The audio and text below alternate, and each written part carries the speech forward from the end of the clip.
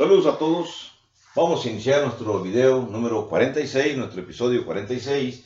Estamos continuando con nuestra norma número 2 en el capítulo 8, versículos del 7 al 13 en estos momentos, donde estamos hablando acerca de que el cristiano no practica algo si le hace daño a la fe de otra persona. En este pequeño diagrama creo que podemos entender lo siguiente. Cuando nosotros somos convertidos en cristianos, todos tenemos que entender que vivíamos en un mundo oscuro, en un mundo de tinieblas, donde viven todo el mundo. Todo el mundo vivimos en el mundo de tinieblas, a excepción de los niños, de los inocentes. Pero los adultos, los que tenemos ya capacidad de comprensión de las cosas, desde la adolescencia hasta la vejez, vivimos en un mundo de tinieblas. Lo aceptemos o no lo aceptemos en la realidad, porque desconocemos lo que puede liberarnos de las tinieblas. Pero el cristiano recién convertido, que ya ha obedecido el Evangelio, que ya conoce de Cristo, que ya conoce del amor de Cristo, ingresa a la luz del cristianismo. Pero cuando ingresa a la luz del cristianismo, quizá este diagrama nos puede hacer entender un poco. El cristiano ya vive en la luz del cristianismo, pero todavía se siente atado, todavía tiene lazos hacia su pasado, hacia lo que realizaba antes en el mundo de las tinieblas. Por eso es entendible cuando un cristiano de poco tiempo de conversión todavía ocasionalmente viene y consume alcohol, consume vino. O un cristiano ya tiene varios años como cristiano, pero añora su vida de fornicario o de adúltero y cae en el pecado del adulterio, de la fornicación. Cuando un cristiano cae en pecado y después de recomendarlo, después de recomendarle acciones positivas, después de tratar de ayudarlo a que salga y aún así se queda, entonces su vida viene a ser peor que antes que fuera cristiano. Han caído cristianos y grandes en las tinieblas nuevamente después de haber conocido la luz, o sí han caído. Hermanos predicadores, hermanos cristianos fieles, hermanos cristianos líderes, guías fuertes, y aún pasados muchos años, caen todavía en los lazos de las tinieblas y cometen pecado. Algunos son rescatados y vuelven a regresar, solicitan perdón a Dios, perdón a la congregación, se reincorporan, pero ya quedó una herida en el mundo cristiano, porque dicen, bueno, sí está con nosotros, pero hace tiempo cayó, ¿volverá a caer? Entonces todo lo atendemos bien a nuestro hermano, nuestra hermana que cayó y que se recuperó, pero estamos pensando si quizá puede volver a caer. Es un infierno, quiero pensar que es un infierno terrible aquel que cae y luego regresa en el mismo lugar. Al menos yo doy una recomendación y he dado recomendaciones cuando un hermano cae en pecado y que otros hermanos en la congregación se enteran que cayó, después se arrepiente y quiere retornar, y le digo, bueno, vas a retornar, pero te voy a mencionar lo que va a suceder. Retornas, te reúnes con nosotros, y como todos conocen el pecado en el que caíste, te van a estar señalando constantemente y vas a sufrir. Entonces te doy una segunda recomendación, si tú quieres, busca otra congregación, incluso vete de la ciudad, vete a otro lugar y reúnete allá. Y estamos en contacto tú y yo. Y una regla, jamás nosotros tenemos que andar mencionando ni nombres, ni situaciones, ni pecado de ninguno que haya caído y que haya sido recobrado, sino que simplemente solamente Dios lo conoce, nosotros lo conocemos porque, bueno, nos dimos cuenta, pero no es correcto estar todavía mal informando a otras gentes de lo que este hermano tiene, sobre todo si está recobrándose en otra congregación. Bueno, menciono esta situación. Así que entonces, el hermano que cae en pecado está atrapado por los lazos que tenía anterior. ¿Cuáles lazos? Los lazos emocionales. Esos lazos emocionales que lo atan a su pasado. Estos lazos, voy a usar la palabra también, espirituales, puesto que está el Espíritu de Cristo, el Espíritu del Señor y también los espíritus de la oscuridad. Entonces, esos lazos mantienen a la persona en esta situación. Sucede más frecuentemente de lo que sabemos. Poquitos, si por un caso que sabemos, debe haber 3, 4, 5 casos ocultos que no sabemos, infortunadamente. Así que entonces, esta situación está totalmente en la luz, envuelve, déjenme borrar esto, envuelve la libertad total de las tinieblas, envuelve la libertad del intelecto, la libertad de la mente, la libertad de estar en Cristo. envuelve las acciones que el individuo realiza son para servir, para honrar al Señor.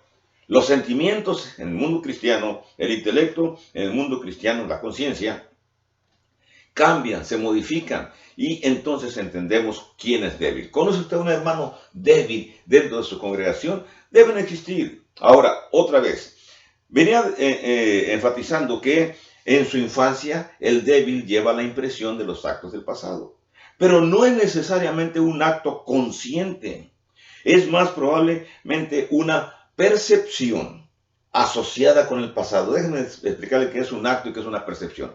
Una percepción es que mentalmente está recordando los actos del pasado. No significa que va a realizarlos, pero los está recordando constantemente los actos del pasado.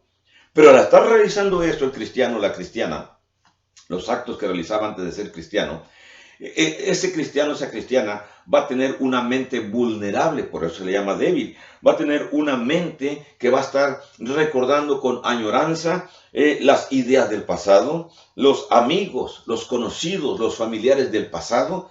Va a estar recordando sus hábitos, sus costumbres del pasado. Dígame usted, hermano, hermana o cristiano o cristiana, si acaso no se ha encontrado una situación en la cual sus propios amigos vienen y lo invitan a volver a participar de las actividades que participaba antes que fuera cristiano. Y utilizan palabras ingeniosas.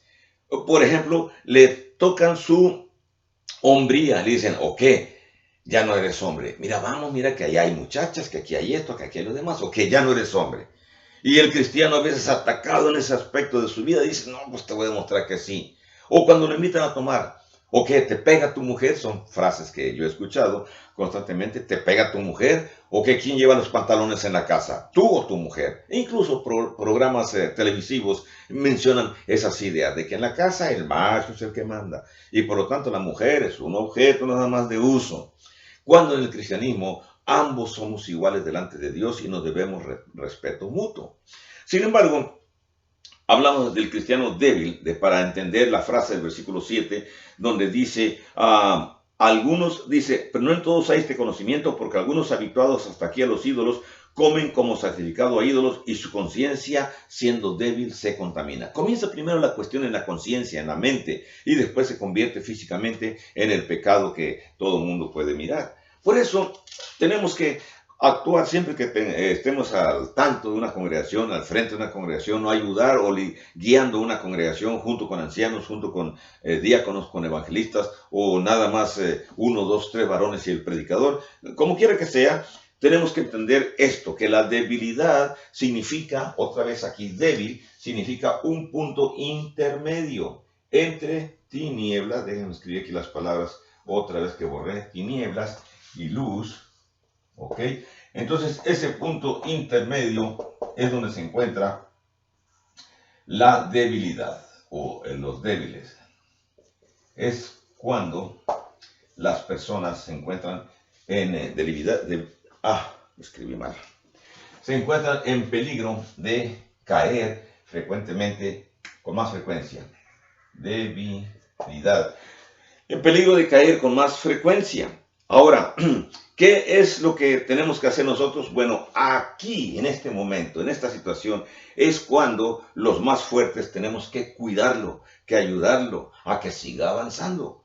Porque si no avanza en su conocimiento para estar más fortalecido, este cristiano débil va a volver a caer a las tinieblas. Y si vuelve a caer, no es que sea imposible, es más difícil. Pero necesitamos hacer el esfuerzo de recuperarlo nuevamente. ¿Esto qué significa? Bueno, lo que dice el mismo verso, vamos a ver aquí el mismo verso 7, donde dice, comen como sacrificado a ídolos y su conciencia siendo débil se contamina. Esa frase es importante, su conciencia se contamina. ¿Qué significa esto? Vamos a ver esta circunstancia para poderla entender. Miren, contaminar no implica que una sustancia se convierta inmediatamente en otra sustancia o que una persona se convierta inmediatamente en otra persona con una conducta totalmente reprobable, sino que contaminar es lo siguiente. Miren, voy a poner aquí la analogía del agua, un vaso de agua pura. la tenemos totalmente lista para tomar.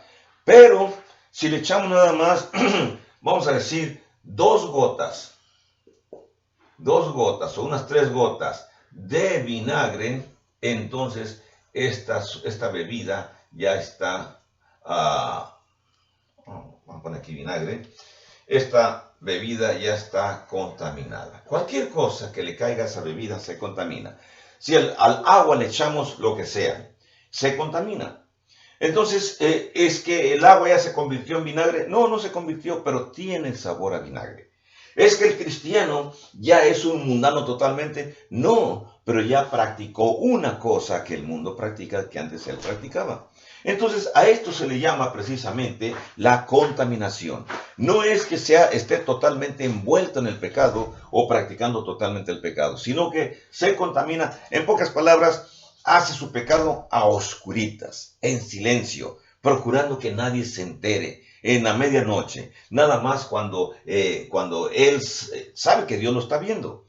Pero luego retorna y todavía vuelve a fingir en la sociedad donde está, en el cristianismo, en el mundo cristiano donde se encuentra, vuelve a fingir otra vez que él es limpio, puro y santo, pero ya su conciencia está contaminada. Ve que nadie lo notó y todo eso, y entonces pasa más tiempo y vuelve otra vez a contaminarse. ¿Sucede? Sí sucede. Hermanos y hermanas que tienen doble vida que solamente Dios conoce y nadie más conoce. Estos son precisamente lo que significa la contaminación. No están totalmente inmersos en el pecado, pero al estar contaminados delante de Dios, ya son personas que, si no son rescatados, pueden irse a la perdición el día del juicio final. Por eso, vamos a hablar otra vez del creyente aquí en Corinto. Miren, el creyente que comió carne hizo la contaminación. Ese es su delito. ¿Por qué? Porque comió carne sacrificada a los ídolos y otro cristiano lo observó y lo consideraron como algo normal. Sin embargo, ¿por qué hizo ese hermano en Corinto esa acción de comer alimentos? Bueno, vamos a analizar los demás contextos, los demás versículos, y nos vamos a dar cuenta que lo hizo porque tomó el ejemplo de un hermano o hermana que tenía mucho conocimiento y que él lo realizó, y que prácticamente al realizarlo, el más nuevo, el que está débil, dijo: si mi hermano o mi hermana que conoce más está realizando este acto, entonces no es tan malo, no es pecado, yo también voy a tomar. Y entonces en mi casa vengo y guardo las cervezas escondidas, y allá cuando menos cada 3 días me tomo una, allá donde nadie me vea. Tontos que somos, Dios está observando lo que realizamos donde quiera que estemos. Pero en la mente del cristiano piensa que si él observó a aquel cristiano más maduro que lo realizaba, entonces yo también lo voy a hacer, y entonces le da menos importancia al cristianismo. ¿Quién fue quien realizó primero el pecado de consumir algo que no es correcto? El cristiano que tenía conocimiento. Es decir, que el cristiano que según tenía conocimiento violó su propia conciencia y realizó actos incorrectos. Y aquel cristiano que está en debilidad, que es el nuevo, dijo: no, pues yo también lo voy a hacer, porque al fin y al cabo que aquel que conoce más lo hizo, yo también lo voy a hacer. Y hermanos, eso no se hace. No se hace porque estamos guiando, no sabemos si a uno o a muchos, a la perdición. Cuando una persona con suficiente conocimiento, con suficiente sabiduría de las cosas de Dios, realiza un actos que van en contra, aunque son incorrectos, que pertenecen al mundo de la oscuridad, y otros cristianos lo miran, que lo realiza, el cristiano débil se va a ver tentado a realizarlo. Vamos a brincarnos al versículo 8 para ver otra cuestión aquí. Déjenme ver aquí, quitar esto, porque me roba espacio. Y vamos a ver aquí el punto 5, que es interesante para poder tomar en consideración en esta circunstancia. ¿Cuál es lo que vamos a mirar ahora? Bueno, vamos a leer el 8. Dice así. Dice: si bien la vianda no nos hace más aceptos ante Dios, pues ni porque comamos seremos más, ni porque no comamos seremos menos. Ampliamos la idea. ¿Qué es lo que está diciendo Pablo? Él dice que esa comida que los corintios comieron, la comida, el que lo comió, dice, no lo hizo más acepto a Dios que porque es fuerte. Y el que una vez que lo comió no es más fuerte delante de Dios. Y si no lo come, o porque está respetando a Dios, significa eso que ya va a ser más delante de Dios porque no comió, y el que sí comió va a ser menos delante de Dios.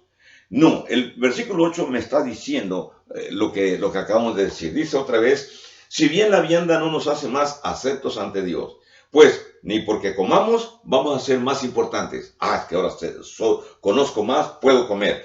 O porque no comamos, seremos menos. Ah, es que yo no como porque es que yo soy apenas un nuevo y eso es pecado. No es esa la percepción que Pablo nos está dando. Entonces, ¿cuál es la percepción? Es que la comida no es el asunto más profundo en este párrafo. No es la comida el corazón del asunto, o sea, la situación que Pablo nos presenta en el versículo 8. No, no es la comida. Entonces, ¿qué es? Otra vez es algo externo. ¿Cómo externo? Miren, la carne, sacrificada a los ídolos, era un asunto neutral. Ni por comer carne contaminada la persona era menos, ni por no comerla la persona era más importante delante de Dios. Eso es vamos a decir, circunstancial. Entonces, ¿dónde está el asunto? Lo importante que aquí en los párrafos que estamos analizando vamos a mirar es que hay una conciencia frágil en estas circunstancias. ¿Cuál? La conciencia frágil del hermano débil. Entonces ahí es precisamente donde tenemos que tomar nosotros información antes de ejecutar acciones que vayan en contra de nuestro hermano débil que ha realizado una acción, o también en contra de nuestro hermano fuerte que realizó la acción. ¿Cuál? Tenemos que entender que necesitamos cuidar la conciencia, la mentalidad, la fragilidad de nuestro hermano, de nuestra hermana recién nacido. Entonces, ahí es donde se encuentra el asunto. El asunto importante que Pablo aquí recomienda es cuidar a los recién nacidos. ¿Cómo está el asunto en su congregación, hermano o hermana, donde ustedes se encuentran? ¿Cuidan ustedes a los nuevos, a los recién convertidos, y los protegen de la influencia del mundo? Bueno, entonces también vamos a ayudarlos a protegerse de la influencia de aquellos hermanos fuertes, pero orgullosos, jactanciosos, que creen que porque conocen más, tienen la autorización de Dios para realizar actos que ofendan la conciencia de un más débil. Esto es interesante porque encontramos aquí un siguiente punto. Déjame ver el siguiente punto. Es miren. En este punto, cuando Pablo dice en el versículo 9, déjeme ver qué dice el verso 9. Dice así. Pero mirad que esta libertad vuestra no venga a ser tropezadero para los débiles. Esto es importante, entonces vamos a analizar esta cuestión. Cuando Pablo dice, pero mirad. ¿Qué significa mirad? Significa analicen sus acciones. Se deriva de la palabra griega blepo, que significa quedándose mirando intensamente para descubrir. Recuerden que hay una diferencia entre mirar y observar. Entonces, prácticamente blepo, mirad, significa observen atentamente las acciones.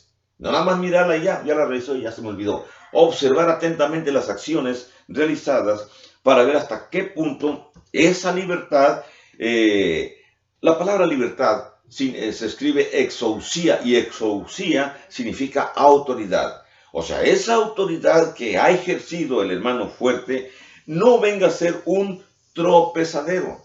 La palabra tropezadero se escribe en griego proskoma, que significa un obstáculo, algo que estorba el caminar de un caminante, una piedra caída de la montaña que estorba el camino.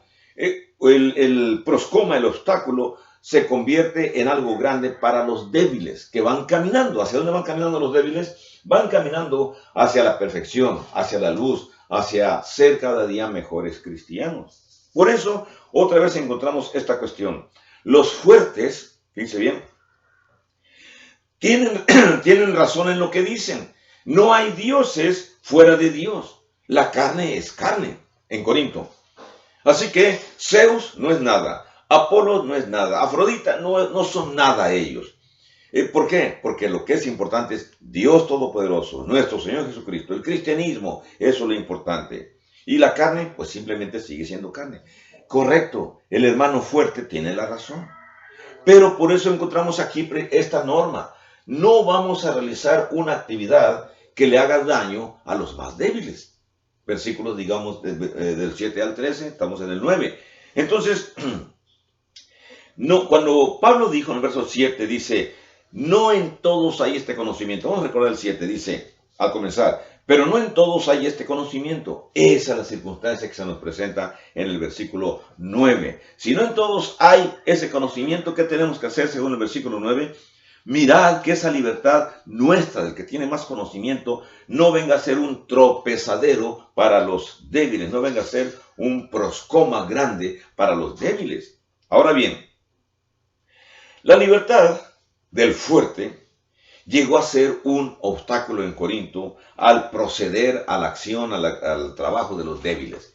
Porque el débil ya no tenía deseo de seguirse fortaleciendo porque observaba que el fuerte estaba realizando actos que no eran correctos. En la conciencia del débil no eran correctos. Ahora, el fuerte está realizando esa actividad, entonces el débil se siente tentado, se siente obligado a realizarla también.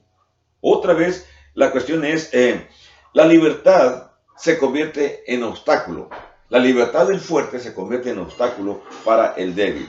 Así que Pablo nos enseña algo muy importante aquí en lo que significa lo que es la naturaleza de la fe del cristiano. ¿Qué nos enseña?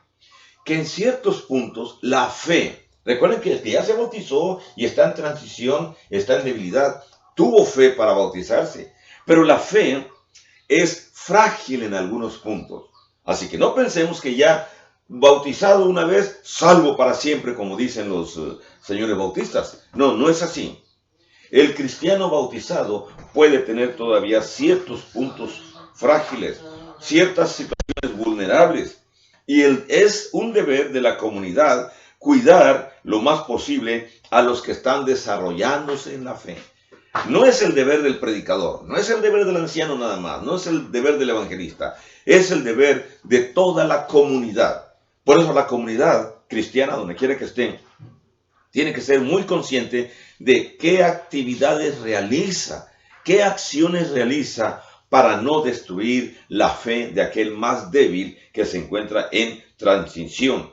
¿Significa eso que se justifica la acción del fuerte? No, no se justifica. Pero esto lo vamos a mirar en el siguiente video para mirar que esas características de la iglesia de Corinto era un problema. ¿Cuáles son esas características de la iglesia de Corinto? Que cada uno se ocupaba de lo suyo y cada uno realizaba las cosas que importaban para sí mismos y no se preocupaba por la situación de los débiles. ¿Sucede eso en su congregación? ¿Sucede eso en el lugar donde usted predica, donde usted enseña o donde está usted reuniéndose? En donde simplemente cada quien se ocupa de sus cosas y no se preocupa de los débiles. Si ustedes en donde se encuentran están practicando esa situación, o nosotros también, no somos exentos, entonces hermanos, estamos teniendo características de los corintios. Mucho cuidado con eso, bendiciones para ustedes y nos miramos en el video número 47.